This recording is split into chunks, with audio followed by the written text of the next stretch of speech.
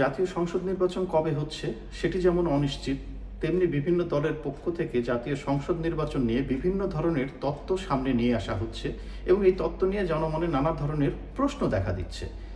ইদানিং একটা কথা শোনা যাচ্ছে, জাতীয় সংসদ নির্বাচন আগে নাকি স্থানীয় সরকার নির্বাচনগুলো আগে। জামাত ইসলাম স্থানীয় সরকার নির্বাচনের উপরে জোর দিচ্ছে এবং তারা বলতে চাচ্ছে স্থানীয় সরকার নির্বাচনটি একটি নিরপেক্ষ সরকারের অধীনে হওয়া উচিত। এই সরকার যেহেতু নিরপেক্ষ সেহেতু তাদের আন্ডারে এটি হওয়া উচিত। অপরপক্ষে অন্যান্য দলগুলো, বিশেষ করে বিএনপি যে কথাটি বলছে, তারা বলছে যে না, এই সরকারের কাজ হচ্ছে জাতীয় নির্বাচন করা, স্থানীয় নির্বাচন করা এই সরকারের কাজ নয়, স্থানীয় নির্বাচন করবে নির্বাচিত সরকার। এই নিয়ে যেমন একটা ধোঁয়াশা, জল্পনা কল্পনা এবং নানান ধরনের শঙ্কা তৈরি হচ্ছে, ঠিক একইভাবে বিভিন্ন দল বিভিন্ন ধরনের তত্ত্ব আবিষ্কার করছে এবং এক একটা সময়ে আমরা এক এক ধরনের তত্ত্ব কিন্তু নির্বাচন কেন্দ্রিক আমরা দেখতে পাচ্ছি। জামাত ইসলাম এই মুহূর্তে বলছে যে প্রপোর্শনাল রিপ্রেজেন্টেশন বা পিআর পদ্ধতি বা সংখ্যানুপাতিক হারে সংসদ সদস্য নির্বাচিত হবে। এই বিষয়টি কেমন একটু খোলাসা করে আপনাদেরকে বলি যে ৩০০টি আসনে ৩০০ জন এমপি নির্বাচিত হবে, কিন্তু নির্দিষ্ট আসন থেকে কোনো এমপি সরাসরি নির্বাচিত হবে না। একটা দল সারা দেশে যতগুলো ভোট পাবে, মোট ভোটকে এক জায়গায় করলে মোট আসনের সাথে সংখ্যানুপাতিক হারে যে জায়গাটি দাঁড়ায় সেই অনুযায়ী তারা আসন পাবে। অনেক ক্ষেত্রে দেখা যায় যে ছোট ছোট দলগুলো সারা দেশে ছড়িয়ে ছিটিয়ে কিছু ভোট পাচ্ছে বা কোনো আসন থেকেই তারা নির্বাচিত হতে পারছে না। এই জায়গায় তাদের একটা নির্বাচিত হওয়ার সম্ভাবনা তৈরি হয়ে থাকে। তো এই সংখ্যানুপাতিক নির্বাচন জামাত ইসলাম চাচ্ছে, অন্যান্য কিছু ইসলামিক দলও চাচ্ছে, কিন্তু বিএনপি চাচ্ছে না। মানে কেন এক গ্রুপ চাচ্ছে আর এক গ্রুপ চাচ্ছে না, বা দুই গ্রুপই নির্বাচন চাচ্ছে, তাহলে সমস্যাটা কোথায়? একটু আলোচনা করে দেখা যাক যেখানে আসলে সুবিধা অসুবিধাগুলো কি কি আছে। সুবিধার কথা যদি বলি তাহলে দেখা যায় যে কথাটা বলছিলাম যে ছোট ছোট দলগুলো সারা দেশে বেশ কিছু ভোট পেয়ে থাকে, কিন্তু তারা সংসদে প্রতিনিধিত্ব করতে পারে না। অর্থাৎ একটি নির্দিষ্ট আসন থেকে সবার চেয়ে বেশি ভোট পেয়ে নির্বাচিত হয়ে আসতে পারে না। দেখা যায় যে অনেকগুলো আসলে তারা দ্বিতীয়, তৃতীয় বা চতুর্থ স্থানে আছে, ফলে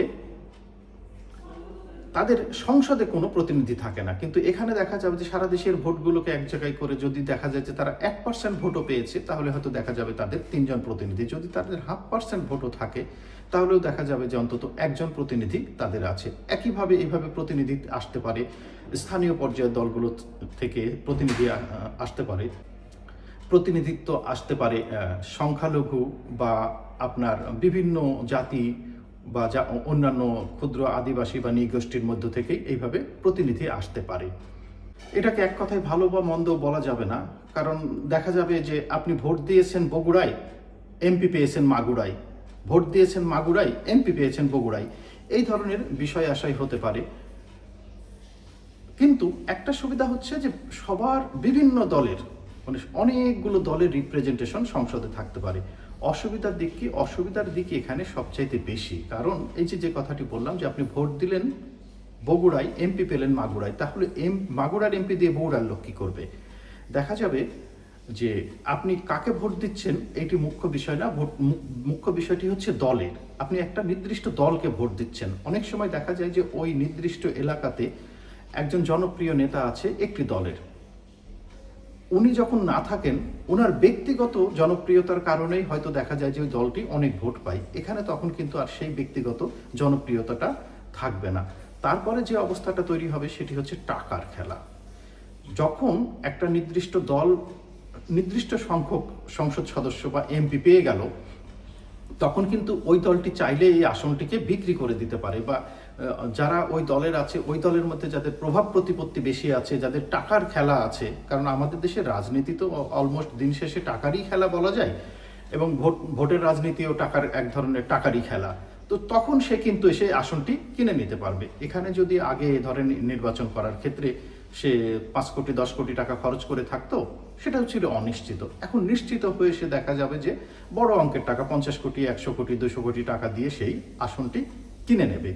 তাহলে ওই আসনে যে নেতা ছিল, মানুষ যার কাছে যেত বিভিন্ন প্রয়োজনে, সেই নেতা কিন্তু বঞ্চিত হবে। নেতা বঞ্চিত হওয়া মানে এলাকার জনগণ বঞ্চিত হবে, কারণ যিনি আসনটি কিনে নিচ্ছেন তার সাথে এলাকার লোকজন সংশ্লিষ্টতা থাকবে না। এলাকার লোকজনকে সে কখনো প্রাধান্য দেবে না, কারণ তিনি এলাকার লোকের ভোটে নির্বাচিত হন নাই, তিনি হয়েছেন দলের সুপ্রিম কমান্ডারের কাছ থেকে ভোট কিনে নির্বাচিত। সুতরাং তার এলাকার সাথে সংশ্লিষ্টতা থাকবে না এবং ওই এলাকা উন্নয়ন বঞ্চিত হবে। সে দেখা যাবে যে তার নির্দিষ্ট এলাকা ওই এলাকা থেকে ভিন্নতর এবং সেই জায়গায় সে উন্নতি করবে।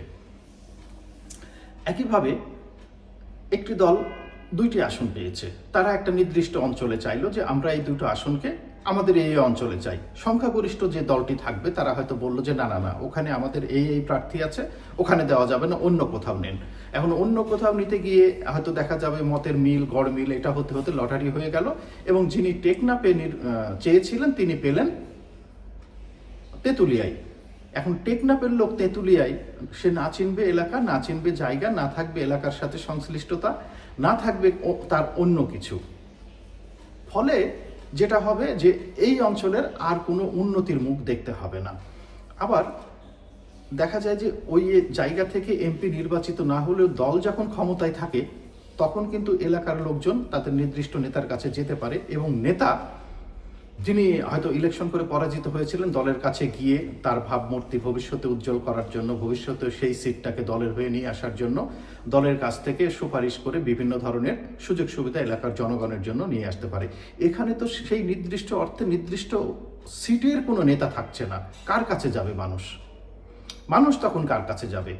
এইভাবে দেখা যাবে যে মানে দিন শেষে নেতৃত্ব শূন্যতা এক ধরনের সৃষ্টি হবে। অর্থাৎ নতুন নেতা যেভাবে তৈরি হয় দেশে, সেই জায়গাটি কিন্তু এখান থেকে তৈরি হবে না, কারণ মূল ভোটটা হবে ওই দলের মার্কা কেন্দ্রিক, প্রার্থী কেন্দ্রিক নয়।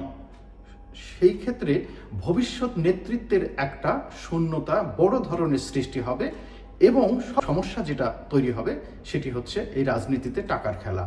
এখন ভালো যে দিকটি বলছিলাম যে অনেক দলের প্রতিনিধিত্ব থাকতে পারে, 1-2টা সিট নিয়ে প্রতিনিধিত্ব করে বিরোধী দল হয়ে বাংলাদেশে খুব একটা লাভ যে নেই সেটা বিগত দিনে আপনারা দেখতে পেয়েছেন। বিরোধী দল যেমন ভূমিকা রাখতে পারেন তেমনি সরকারি দলও সংসদে বিরোধী দলকে কোনোরূপ কোনো ভূমিকা রাখতে দেয় না, ফলে সেই সমস্ত অঞ্চলগুলো উন্নয়ন বঞ্চিত হয়।